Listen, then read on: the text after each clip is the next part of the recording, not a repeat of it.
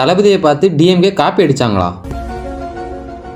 அட ஆமாங்க, நம்ம தளபதி இதுவரையும் நடந்த 2 மாநாட்டிலையும் சரி, நம்ம தளபதி விஜய் அந்த 2 மாநாட்டிலையும் என்னென்ன பண்ணாரோ அதே டிஎம்கே ஸ்டைலில் அவங்க பண்ண ட்ரை பண்ணியிருப்பாங்க. சொல்ல போனோம்னா இதுவரையும் நடந்த டிவிகே மாநாட்டில் நம்ம தளபதி விஜய் ரேம்ப் வாக் பண்ணி மாஸ் காட்டியிருப்பார் எல்லாரும் முன்னாடியும். அது கூட நம்ம தளபதி ஆடியோ லஞ்சா இருந்தாலும் சரி, அது டிவிகே மாநாடா இருந்தாலும் சரி, அவர் எடுக்கிற செல்ஃபி வீடியோ பயங்கரமா ட்ரெண்ட் ஆயிருக்கும். அந்த ஒரு வீடியோ அவங்க பார்த்தாங்களா இல்லையான்னு தெரியல. பட் ஆனால் அதே போலவே நம்ம டிஎம்கே காரங்க அவங்க ஸ்டைலில் பண்ண ட்ரை பண்ணியிருப்பாங்க. சொல்ல போனால் நம்ம டிவிகே மாநாட்டில் எந்த அளவுக்கு நம்ம விஜய் ரேம்ப் வாக் நடந்தாரோ அதே போலவே நம்ம சிஎம் சார் கொஞ்சம் ட்ரை பண்ணியிருப்பாரு.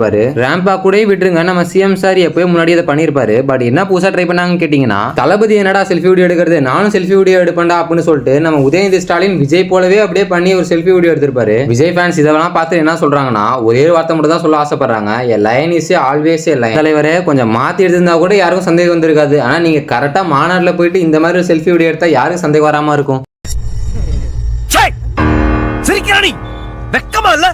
அது மட்டும் இல்லாம ஆது அர்ஜுனா ஏற்கனவே சொன்னது போலவே விஜய் சாரை பார்த்தா சிஎம் சார் ட்ரெஸ் போறாரு அப்படின்னு கலாய்ச்சிருப்பாரு. நீ என்னடா சொல்றது, நான் ஏன் கேட்கணுங்கிற மாதிரி. இப்போ ரீசன்ட் மீட்டிங்ல கூட நம்ம ஸ்டாலின் பாத்தீங்கன்னா விஜய் ட்ரெஸ்ஸே அப்படியே போட்டு வந்திருப்பாரு. சொல்லிட்டேன் நானு, காமெடி பண்ணாத.